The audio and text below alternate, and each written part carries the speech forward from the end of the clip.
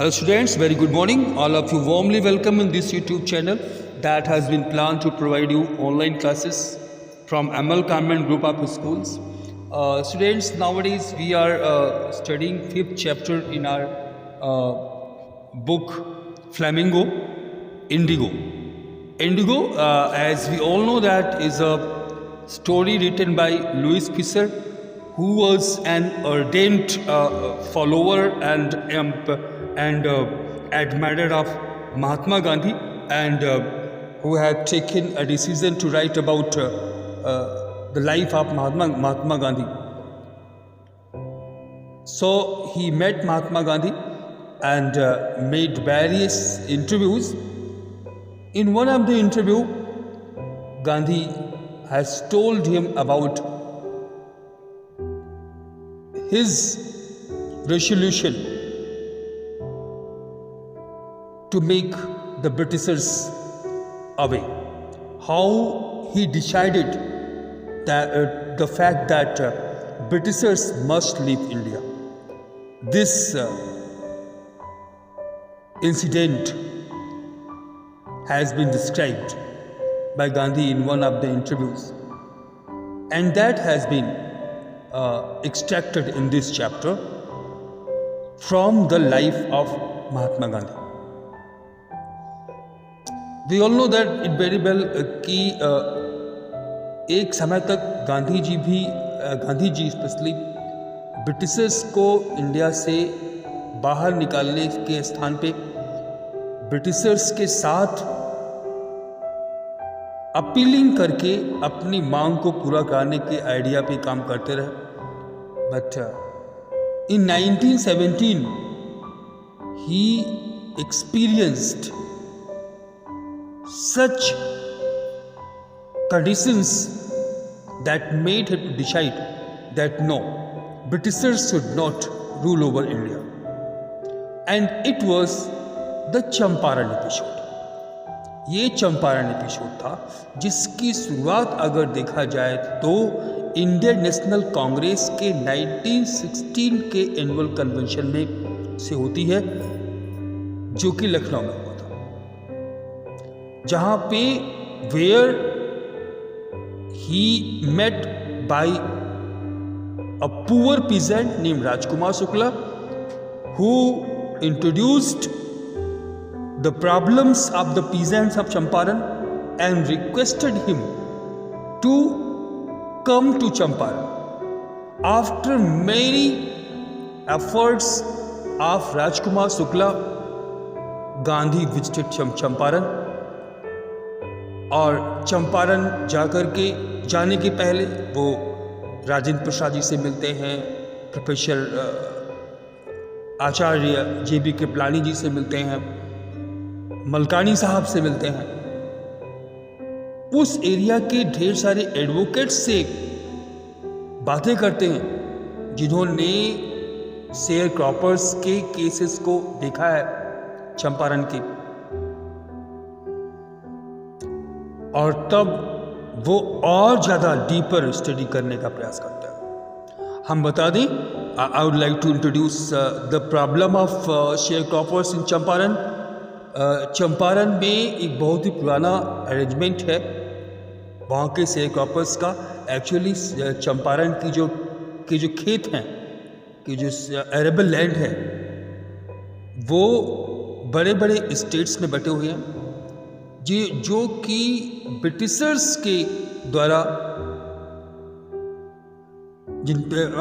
जो कि ब्रिटिशर्स के हैं, और जो इंडियन चंपारण के जो किसान लोग हैं वो उस पर खेती करते हैं, और वो वहाँ के टेनेंट हैं मात्र. वहाँ जो है स्टेट्स पे खेती करने के लिए उनको 15% लैंड होल्डिंग पे इंडिगो उगा के रेंट के रूप में ब्रिटिशर्स को देना होता था.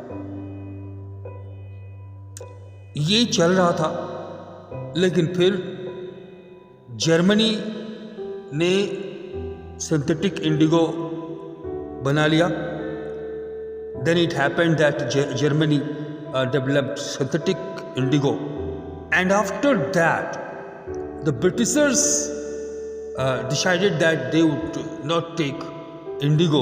In place of indigo, they wanted the cash. और इसके लिए वो एक जो है एग्रीमेंट पे साइन चाहते थे। कुछ लोग जिनको पता नहीं था वो बड़ी खुशी खुशी कर दिए, लेकिन कुछ जिनको पूरे मैटर का आइडिया था उन लोगों ने मना कर दिया। और अब वो जिन्होंने साइन कर दिया था, जब उनको जानकारी हुई तो वो भी अपने पैसे को वापस चाहते थे। केस था ये। जब गांधी जी वहां पहुंचे तो उन्होंने जानकारी प्राप्त करने का प्रयास किया, जिसके लिए वो सबसे पहले ब्रिटिश लैंडलॉर्ड्स एसोसिएशन के सेक्रेटरी के ऑफिस में गए, जहां पर उनको आउटसाइडर कह के कोई इंफॉर्मेशन नहीं दिया गया। उसके बाद वो ब्रिटिश ऑफिशियल कमिश्नर थे जो त्रिहुत डिवीजन के, उनसे मिलने का प्रयास किया तो उन्होंने भी गांधी को बुली करने का प्रयास किया और उनको एडवाइस किया कि त्रिहुत छोड़ के निकल जाएं। उसके बाद आफ्टर दैट गांधी फिलहाल तिरहुत या चंपारण छोड़ के गए नहीं। He remained over there. He went to Motihari and Motihari से उन्होंने अपनी इन्वेस्टिगेशंस को कंटिन्यू किया। Then a report came to him that a farmer or a peasant in the nearby village was maltreated by British officials. Gandhi decided to go over there.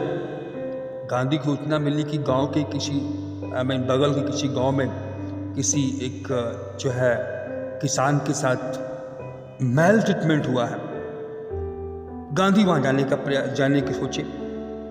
वो जा रहे थे, तभी रास्ते में पुलिस सुपरिटेंडेंट का मैसेंजर उनको जो है ओवरटेक किया और उसको और गांधी को अपनी गाड़ी में बिठा के उनके घर ले गया और वहाँ पे उनको ऑफिशियल नोटिस दिया गया। इसमें साफ साफ लिखा हुआ था कि जितनी जल्दी हो सके उतनी जल्दी चंपारण छोड़ दो। गांधी ने रिसीप्ट पे साइन किया और साफ साफ लिखा, very clearly wrote that he will disobey the order. ये डिसओबीडियंस था, जिस डिसओबीडियंस के लिए गांधी को कोर्ट में सम्मन किया गया। This was the disobedience for which Gandhi was सम्मन इन द कोर्ट। गांधी को कोर्ट जाने की बात सुनकर के पूरे के पूरे मोतिहारी में चंपारण और चंपारण के आसपास के जितने भी शेयर क्रॉपर्स थे, जितने पीजेंट्स थे, वो सब के सब दौड़ पड़े। पूरा का पूरा मोतिहारी पीजेंट से भर गया। वो कोर्ट रूम के आसपास के एरिया में डिमॉन्स्ट्रेशंस करने लगे, जिनको संभाल पाना ब्रिटिश ऑफिशियल्स के लिए पॉसिबल नहीं था। So they sought help from Gandhi. It was Gandhi who helped them to regulate the crowd. और गांधी की बात तो सुनेंगे ही, जितने पीजेंट्स थे वो सब शांत हो गए। फिलहाल उनके केस में कुछ नहीं हुआ, उनको छोड़ दिया गया लिबर्टी पे। लेकिन एक क्वेश्चन तो बन ही गया था कि क्या ये लोग गांधी को ऐसे ही छोड़े रहेंगे। फिलहाल जो ढेर सारे एडवोकेट्स थे, जिनमें कि मेन थे राजेंद्र प्रसाद, ब्रजकिशोर बाबू, मौलाना मजहरुल हक और ऐसे ही ढेर सारे अदर, उन सबके दिमाग में एक बात थी कि आखिर क्या किया जाए। वो लोग गांधी जी की हेल्प करने के लिए चंपारण आए थे, लेकिन अब गांधी ही जेल चले जाएंगे तो क्या करेंगे वो यहाँ रह के। लेकिन फिर एक क्वेश्चन और था कि गांधी जो कि गुजरात से आकर के यहाँ चंपारण के शेयरक्रॉपर्स से, चंपारण के जो पीजेंट्स हैं, उनके लिए जेल जाने के लिए रेडी है, तो क्या उनके लिए अच्छा होगा कि वो अपने घर चले जाएं? आगे क्या होता है, what happens next. whether they remain with Gandhi or they leave and go to their job. यद्यपि वो यही कहते हैं कि उनके लिए शर्म की बात होगी कि गांधी एक जो है, जो कि गुजरात से आकर के यहाँ पर चंपारण के जो है जो पीजेंट्स हैं उनके लिए जेल जाने की रेडी है, और हम लोग जो कि उनके केसेस लड़े हैं उनसे काफ़ी पैसे लिए हुए हैं और पैसे लेकर के भी उनका केस हार गए हैं। कि हमारी क्या ड्यूटी बनती है? क्या ये हमारे लिए सही होगा? By the way, let us proceed for today's class. Open your book on page 51. They accordingly went to bend back to Gandhi and told him they were ready to follow him into jail. By the way, वो गांधी जी के पास गए और उनको बताया कि वो लोग उनके साथ जेल जाने को तैयार हैं। The battle of Champaran is won. He exclaimed. Gandhi ji ने एक्सक्लेम किया कि बस अब मान लीजिए कि जो चंपारण की बैटल है वो जीती जा चुकी है। Then he took a piece of paper and divided the group into pairs and put down the order in which each pair was to court arrest. Decision पूरा हो गया। उन लोगों ने एक पेपर का पीस लिया, ग्रुप डिवाइड किया पेयर्स में, और ये डिसाइड हो गया कि किस जो है कोर्ट के किस पेयर में कौन कौन सा पेयर किस किस तरीके से अपना अरेस्ट देगा। Several days later, Gandhi received a written communication from the magistrate informing him that the lieutenant governor of the province had ordered the case to be dropped. By the way, the case was finally dropped because Gandhi got a written communication from the magistrate, and in that written communication it was informed to him that by the order of lieutenant governor of the province the case has been dropped. Magistrate ने से जो return communication मिला उससे information हुआ कि जो इस province के लेफ्टिनेंट गवर्नर है उन्होंने ऑर्डर किया है कि इस केस को ड्रॉप कर दिया जाए। In this way civil disobedience had trumped the first time in modern India. इस तरीके से मॉडर्न इंडिया में पहली बार सिविल डिसओबीडियंस, जो कि गांधी जी ने चंपारण न छोड़ने किया था, उसकी जीत हुई। और ये मॉडर्न इंडिया में शायद पहला एविडेंस होगा ऐसे किसी घटना का। जबकि ब्रिटिशर्स ने अपनी हार मानी, जबकि ब्रिटिशर्स बैकफुट पे गए, Gandhi and the lawyers now proceeded to conduct a far-flung inquiry into the grievances of the foreigners. अब नंबर था, अब टर्न था इस पूरे केस की far-flung इंक्वायरी होने की। सो Gandhi ji and other lawyers ने प्रोसीड किया कि वो लोग फार्मर्स के ग्रीवेंसेस की गहन छानबीन करेंगे, far-flung इंक्वायरी करेंगे। Depositions by about 10,000 peasants were written down. लगभग 10,000 पीजेंट्स के डिपोजिशंस लिखे गए and notes made on other evidences, और जो अदर एविडेंस हैं उन पर नोट्स बनाए गए। डॉक्यूमेंट्स वर कलेक्टेड, पूरे के पूरे मैटर पे जो डॉक्यूमेंट्स थे that had been collected. The whole area throbbed with the activity of the investigators and the vehement protest of the landlords. पूरा का पूरा जो एरिया है वो इन्वेस्टिगेटर्स की एक्टिविटीज और लैंडलॉर्ड्स के प्रोटेस्ट, पेमेंट प्रोटेस्ट से भर गया।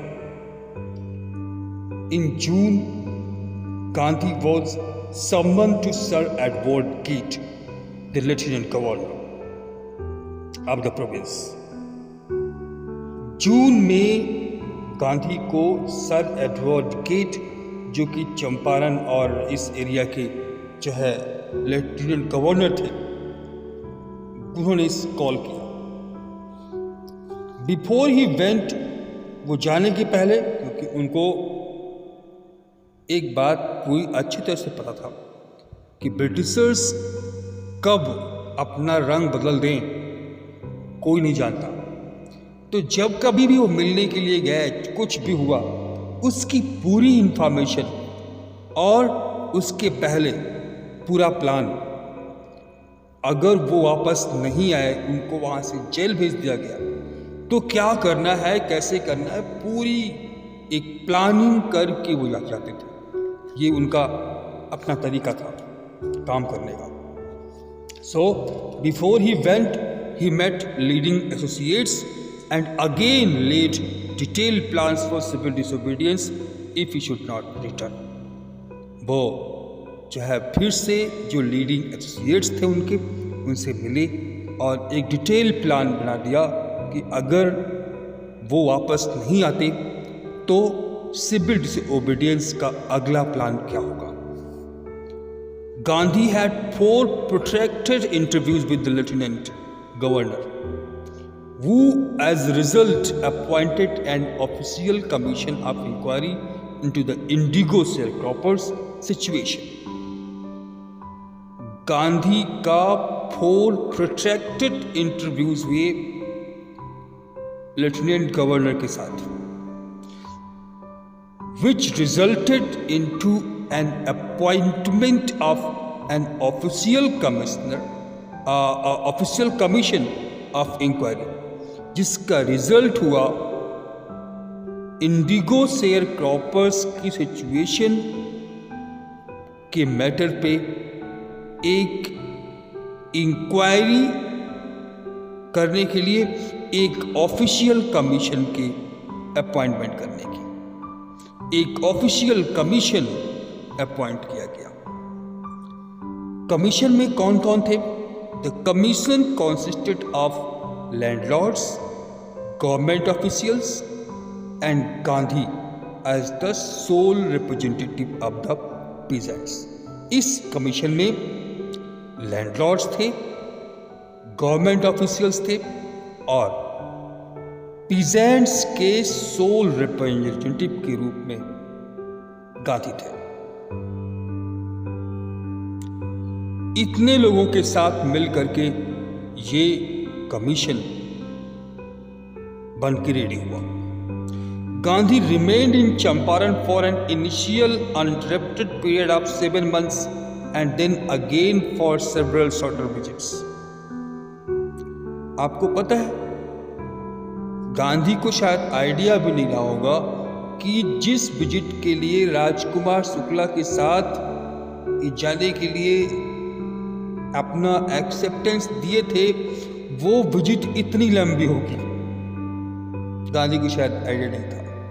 नहीं, गांधी चंपारण में अनइंटरप्टेड 7 महीनों तक रुके रहे, लगातार हटे नहीं वहां से। और फिर 7 महीनों के तो ठीक है, उसके बाद भी कई छोटी छोटी विजिट्स करते रहे। The visit undertaken casually on the entity of an unlettered peasant in the expectation that it would last a few days occupied almost a year of Gandhi's life. वो विजिट जो कि गांधी जी ने कैजुअली एक्सेप्ट किया था एक unlettered peasant के request पे, इस एक्सपेक्टेशन के साथ कि शायद वो कुछ दिनों में खत्म हो जाएगी। वो अगर देखा जाए तो गांधी के लाइफ का लगभग पूरा का पूरा 1 साल ऑक्युपाई कर लिया। अब भाई ऑफिशियल इंक्वायरी चल रही थी। The official inquiry was going on. The official inquiry assembled a crushing mountain of evidence against the pig planters. ये जो ऑफिशियल इंक्वायरी थी उसने बिग प्लांटर्स के against crushing mountain of evidences इकट्ठे किए। And when they saw this they agreed, and when they observed, when the big planters came to know that the commission has assembled such a mountain of evidences against them, they agreed. They agreed in principle to make reference to the peasants. They did not make any delay. कुछ भी delay करने का प्रयास नहीं किया। जब उन्होंने देखा कि अरे उनके अगेंस्ट तो इतने ढेर सारे एविडेंसेस हैं, तो उनको लगा कि उनकी भलाई इसी में है कि वो एग्री कर जाए पीजेंट्स को रिफंड करने के लिए। वो एग्री कर जाए मतलब वो अपनी हार मान ले। और ब्रिटिशर्स के हार मानने का मतलब था, please pay attention over the fact, यहां से बताएं तो पैसा, कितना पैसा वो वापस करेंगे वो मैटर करता ही नहीं था। यहां जो मैटर करता था वो ये कि वो अपनी हार मान ले।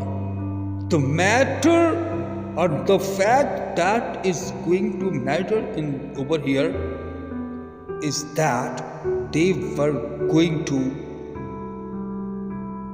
get defeated, or they were going to accept that it was their fault.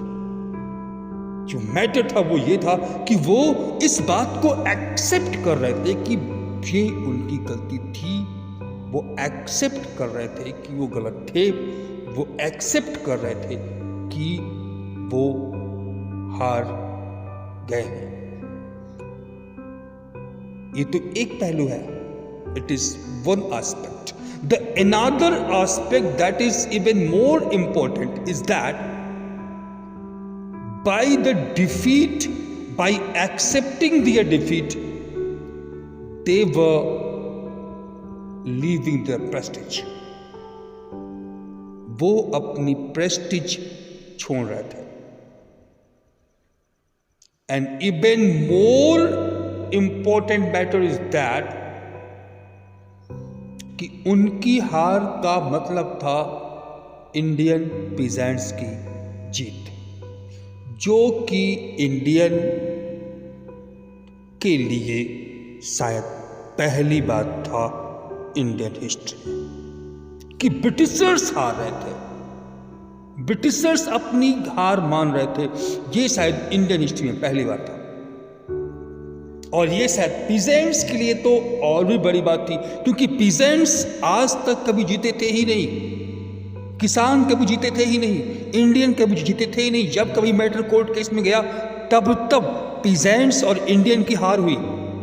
Whenever the matter was in the court case, in the court, they always got defeated because the judge, because the advocates, because the prosecutors, whoever were there in the courtroom, they were all Britishers or Indian Britishers.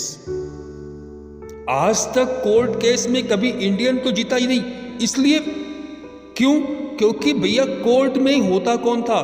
Court में होते थे या तो Britishers जज के रूप में, Britishers advocates के रूप में। ठीक है, एडवोकेट्स के रूप में ब्रिटिशर्स नहीं है तो इंडियन ब्रिटिशर्स हैं।